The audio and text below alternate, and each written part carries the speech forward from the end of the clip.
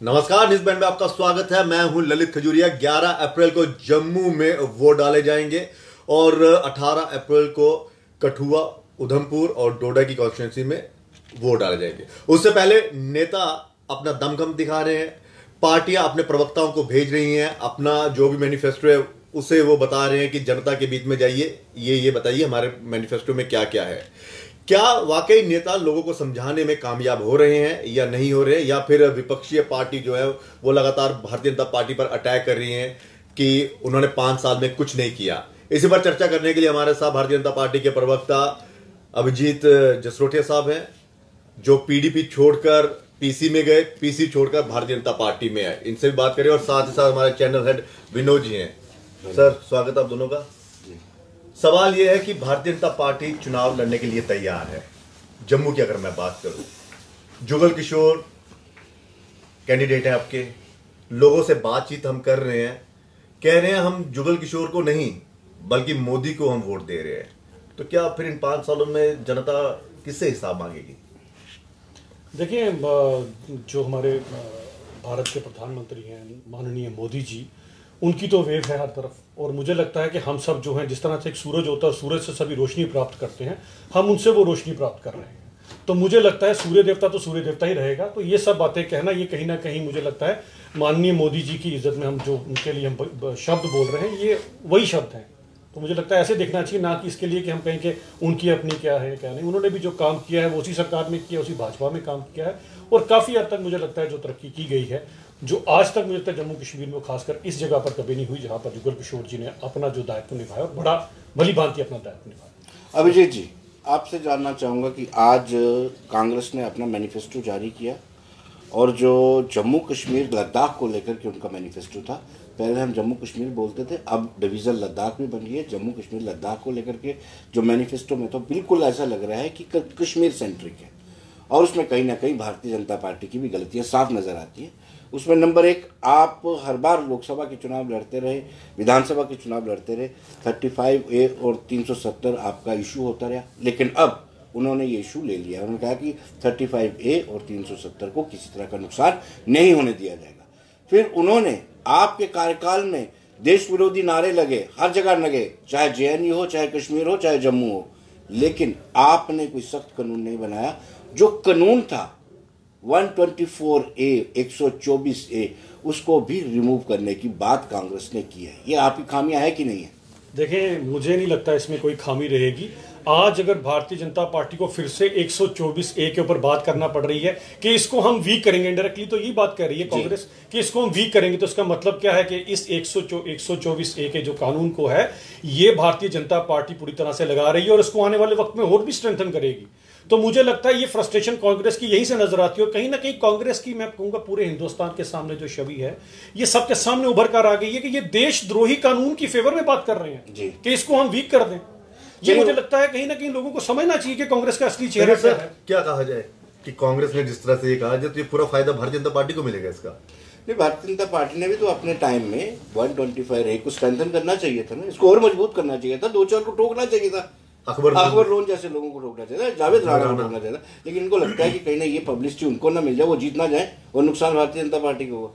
और अभिजीत जी, आपको मानना पड़ेगा कि आपके टेन्योर में देश विरोधी गतिविधियां ज्यादा बढ़ी हैं, और यही एक मौका उनको मिला है टुकड़े करने वाले ग्रुप को, कि उन्होंने कहा कि 124A को स्ट्रेंथन। मुझे इस चीज में नहीं लगता कि देश विरोधी गतिविधियां लेकिन बढ़ी है, मुझे ऐसा कुछ नहीं लगता। मुझे लगता है कि उनकी इनके ऊपर जो हमने लगाम लगाई है, जो उनके ऊपर नकेल कसी है, उसके कारण फ्रस्ट्रेट होकर ये लोग कर रहे हैं।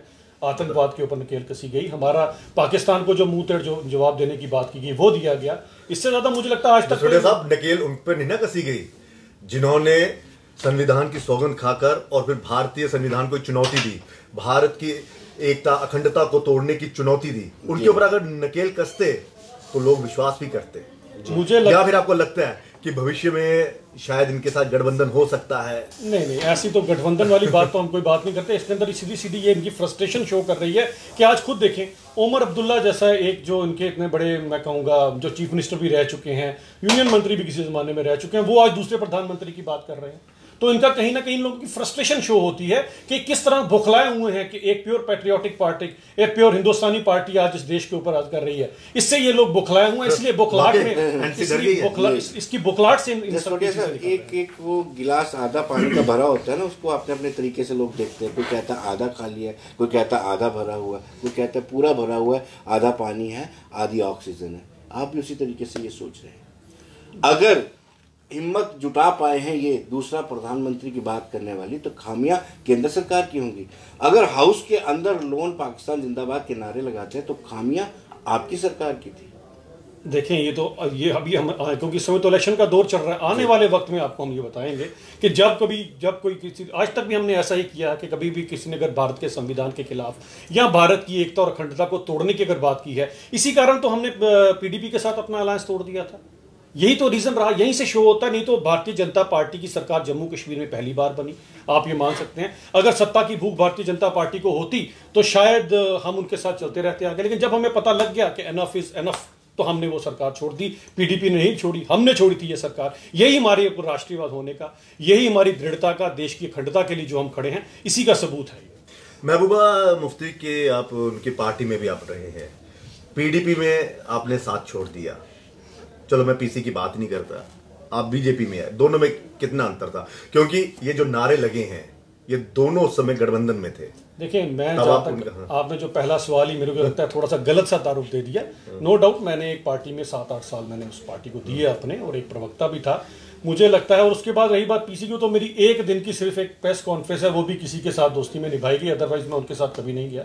ये मैं सबको क्लियर कर देना चाहता हूँ पहली। और वैसे भी इसमें मैं एक बात कहूंगा, 8 साल एक इंसान अगर अंधेरी गुफा में रहा है, उसको जगदम सूरज की रोशनी में रहोगे तो उसकी आंखें चुंधिया जाएगी। तो थोड़ी लाइट के बाद पूरी लाइट के अंदर, और जो इंसान की फाइनल दिख रही है कि देशभक्ति पार्टी और देश विरोधी पार्टी में कितना अंतर है। देश विरोधी बात नहीं करूंगा, जब तक मैं उनके साथ था, मुझे लगता है कि भारतीय जनता पार्टी के साथ उनका अलायंस हुआ तो हम जैसे देशभक्त लोग बैठे थे, इसीलिए वहां पर अलायंस हुआ। जब तक हम लोग थे, हमने पूरी कोशिश की कि इनको भी उस स्क्रीन पर लाया जाए, वहां तक की जाए। जब हम भी अपने उन चीजों में विफल हो गए तो हमने अपना रुख दूसरी तरफ कर लिया। और हमें लगता है आज मुझे बड़ा गर्व है कि मैं अपने हिंदुस्तान की बात कर रहा हूं, जो मेरा एक तेज तरार सा आप लोगों ने एक हमेशा चेहरा देखा होगा। मैंने कभी भी आज तक अपने देश के खिलाफ बात नहीं की। अगर आप मेरे पुरानी सभी डिबेटें निकाल कर देख लीजिए, और मैं आपका ध्यान ले जाना चाहता हूं, ये मेरे को लगता है 3 या 4 साल पुरानी बात है। अगर आप मेरी जी न्यूज़ की डिबेटें निकाल कर देखेंगे तो माननीय प्रधानमंत्री मोदी जी की मैं तब भी तारीफ करता था।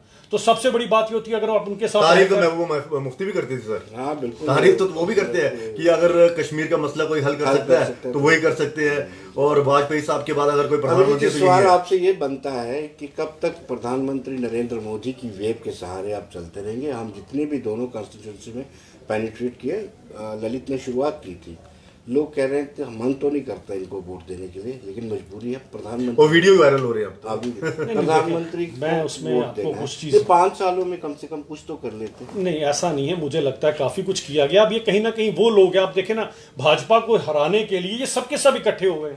यहाँ पर आप देखें, मैं तो बड़ा हैरान हुआ कि जिन्होंने अभी डोगरों के नाम पर इतनी बड़ी सियासत कर डाली है, वो लोग भी कहीं ना कहीं मुझे इनडायरेक्टली डायरेक्टली इन्हीं के साथ खड़े हुए नजर आते हैं आज, क्योंकि उनका 1 पॉइंट एजेंडा है कि भाजपा को किसी तरह से हराया जाए। पर इतने सारे लोग मिलकर भी ये काम नहीं कर पाएंगे। आपको फिर इसी पे आता हूं, घर का भेदी।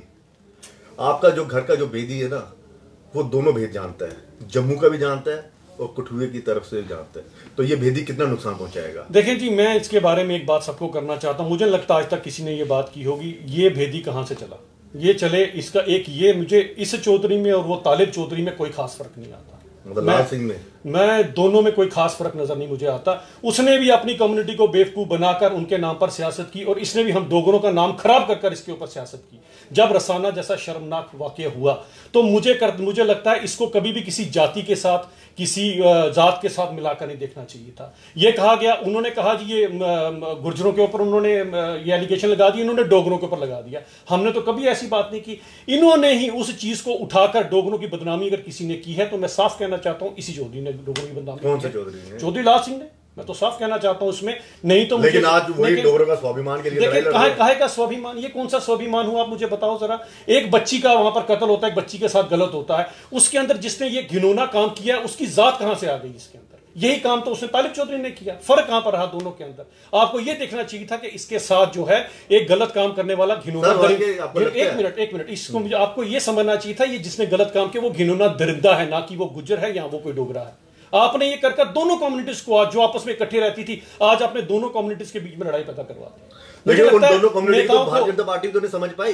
हम समझ पाए तभी तो समझ पाए, मैं बताता हूं समझ पाए, इसीलिए तो उसके ऊपर कोई बयान नहीं दिया किसी ने। इसीलिए तो ये आज अगर बोलता है मैंने पार्टी छोड़ दी है, मैंने ये सब कुछ किया, इसीलिए किया कि भारतीय जनता पार्टी इसकी संजीदगी को समझती थी। भारतीय जनता पार्टी समझती थी कि ये एक क्राइम हुआ है, ना कि किसी व्यक्ति विशेष या किसी समुदाय विशेष के साथ जोड़ के देखा जाए, इसीलिए अपना किनारा किया उन्होंने। आपने इसको 2 मिनट में डोगरा का इशू बना दिया, आज आप उसके स्वाभिमान के ऊपर बात करना शुरू हो गए। ये अपॉर्चुनिस्टिक जो सियासत है। तो महबूबा मुफ्ती ने सबसे पहले कहा था कम्युनिटी को लेकर, लेकिन आज ये पार्टी छोड़ के, लेकिन सच्चाई है ललित कि उस वक्त पीपल्स डेमोक्रेटिक पार्टी का ग्राफ बिल्कुल गिर चुका था, कश्मीर में गिर चुका था। और मैं आपको बताता चलूं कि पोल जो बाइकआउट होता है तो गुजर बकरवाली अपना वोट कास्ट करते हैं। उस वक्त महबूबा मुफ्ती और उनके जो सलाहकार, उनको लगा कि क्यों ना क्यों इसको कैश किया जाए, और उसको कैश करने की वजह से या उसको कैश करने की खातिर सदियों से पुराना प्रेम चला रहा है। गुजर बकरवालों और डोगरों के बीच में बड़ा अच्छा प्रेम और तालमेल है, अपनी जमीनें गुजरों को दी जाती हैं अभी भी, और बीच में कोई ऐसा आदेश भी निकाल दिया गया कि जहां गुजर ठहरेंगे वहीं रुक सकते हैं, वही उनकी जगह हो जाएगी।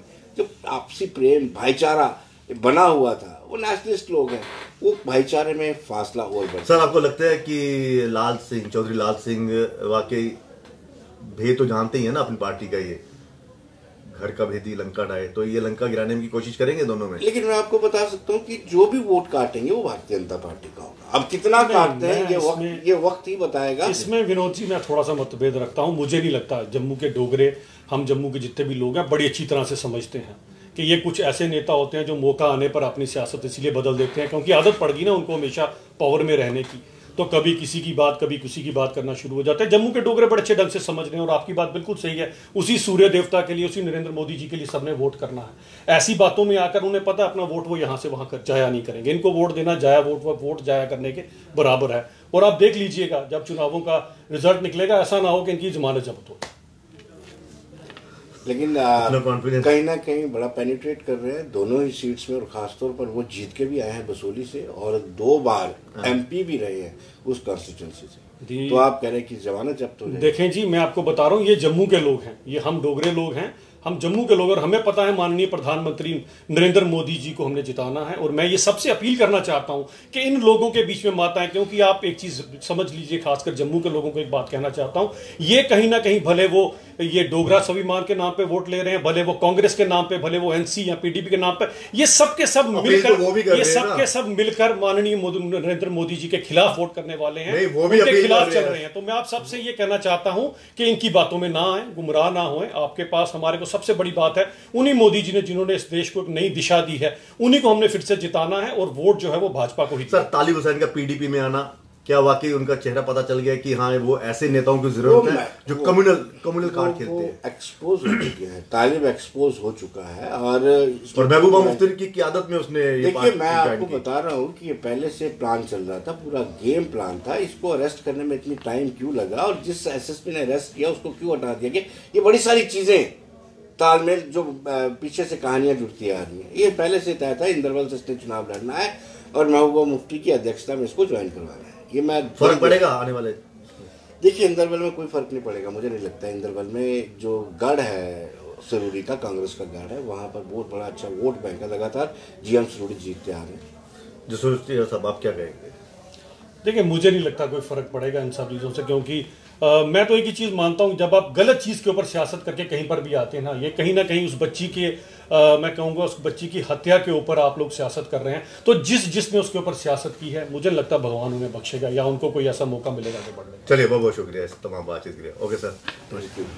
तो जिसने सियासत की है उस बच्ची पर भगवान उससे बख्शेगा नहीं, यानी कि इशारा साफ दिख रहा है कि किस ओर कहना चाहते हैं। लेकिन ये वक्त बताएगा 11 तारीख को और 18 तारीख को, जब जम्मू, पुंछ, राजौरी में 11 तारीख को वोट डलेंगे, कठुआ, उधमपुर, डोडा में 18 तारीख को वोट पड़ेंगे, और पब्लिक जब ईवीएम का बटन दबाएगी तो तय करेगी किसको जितवाना है किसको नहीं। लेकिन हाँ, इतना जरूर है कि मोदी के नाम पर ही ये चुनाव लड़ा जा रहा है भारतीय जनता पार्टी की तरफ से। फिलहाल न्यूज पॉइंट में इतना ही, इजाजत दीजिए, नमस्कार।